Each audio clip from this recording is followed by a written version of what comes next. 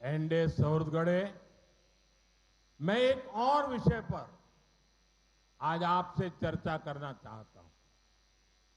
Gulf में, waste Asia में जो कुछ हो रहा है, उससे आप सभी का चिंतित होना बहुत स्वाभाविक है।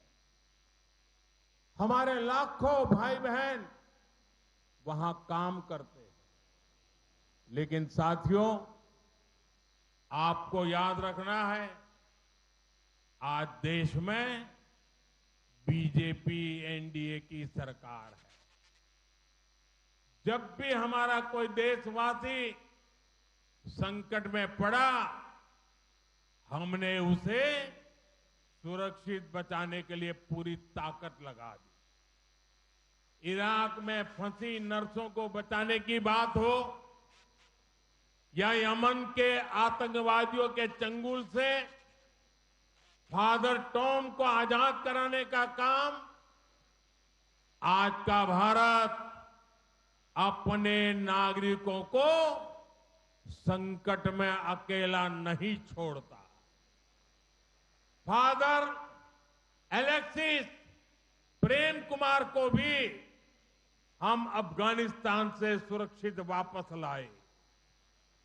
आज भी हमारा प्रयास है कि युद्ध के हालत में फंसे भारतीयों को सुरक्षा मिले, हर संभव सुविधा मिले।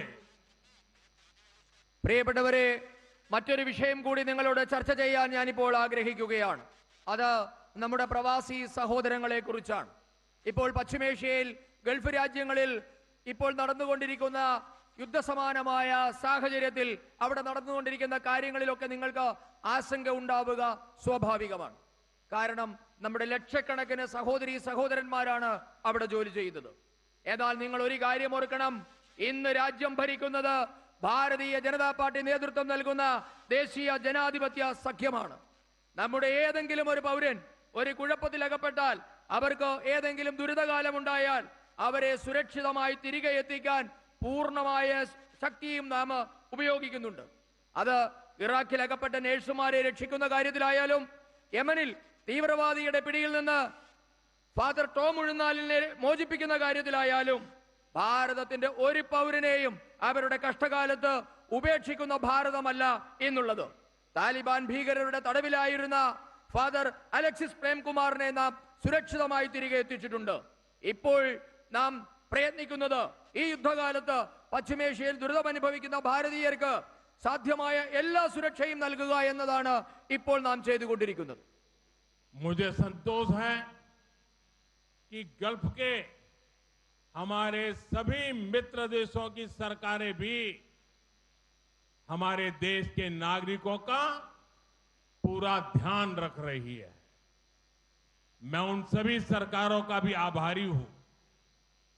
वहां हर देश पे जो हमारी एम्बेसीज है, हमारे मिशन है, वे 24/7 उनकी मदद कर रहे हैं। किसी को भी खाना पीना चाहिए, मेडिकल हेल्प चाहिए, रहने के लिए हेल्प चाहिए, कानूनी सहायता चाहिए, ये सब सुनिश्चित किया जा रहा है। लेकिन साथियों, ये बहुत बड़ा दुर्भाग्य है कि कांग्रेस पार्टी इतने बड़े वैश्विक संकट में भी राजनीति ढूंढ रही है।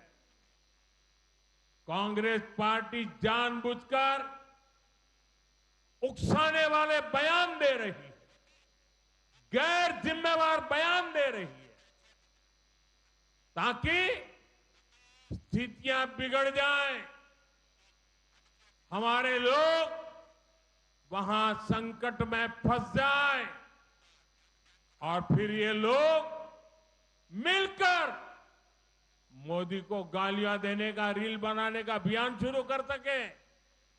यही उनका खेल है। പ്രിയപ്പെട്ടവരെ, ഇന്ത്യക്കാരുടെ, പശ്ചിമേഷ്യയിലെ ഇന്ത്യക്കാരുടെ സുരക്ഷ ഉറപ്പാക്കുന്നതിൽ ഗൾഫിലെ നമ്മളുടെ സുഹൃത്ത് രാജ്യങ്ങളും അതീവ ശ്രദ്ധ പുലർത്തുന്നു എന്നതിൽ എനിക്ക് സന്തോഷമുണ്ട്. അവരോടെല്ലാം നമുക്ക് കടപ്പാടുമുണ്ട്. ഇന്ന് എല്ലാ രാജ്യങ്ങളിലും നമുക്ക് നയതന്ത്ര ഓഫീസുകളും എംബസികളുമുണ്ട്. അവർ 24 മണിക്കൂറും ഇന്ത്യക്കാരുടെ സഹായത്തിനായി പ്രവർത്തിക്കുന്നുമുണ്ട്. അവിടെയുള്ള ആർക്കെങ്കിലും ഭക്ഷണമോ കുടിവെള്ളമോ വൈദ്യസഹായമോ താമസ സൗകര്യമോ എന്തിന് നിയമസഹായമോ വേണമെങ്കിൽ പോലും അത് ഉറപ്പായും കിട്ടും. അതിനുള്ള വ്യവസ്ഥ നാം ചെയ്തിട്ടുണ്ട്. എന്നാൽ ഏറ്റവും സങ്കടകരമായ ഒരു കാര്യം എന്നുള്ളത് ഈ വിഷമസന്ധിയിലും കോൺഗ്രസ് ഇതിൽ രാഷ്ട്രീയം തിരയുകയാണ്, രാഷ്ട്രീയം കളിക്കുകയാണ് എന്നത് വലിയ ദൗർഭാഗ്യമാണ്. അവർ മനഃപൂർവ്വമായി പ്രകോപനപരമായ പ്രസ്താവനകൾ നടത്തുകയാണ്. സ്ഥിതിഗതികൾ വഷളാകട്ടെ എന്നാണ് അവരുടെ ആഗ്രഹം. നമ്മുടെ സഹോദരങ്ങൾ പ്രയാസത്തിലകപ്പെട്ടാലും അവർക്ക് ദുരിതമുണ്ടായാലും നരേന്ദ്രമോദിയെ വിമർശിക്കാനുള്ള അവസരം കിട്ടുമോ, മോദിയെ വിമർശിച്ച് റീൽസ് ചെയ്യാനുള്ള അവസരമുണ്ടാകുമോ എന്നാണ് നോക്കുന്നത്. അതാണ് രണ്ടു കൂട്ടരുടെയും ലക്ഷ്യം.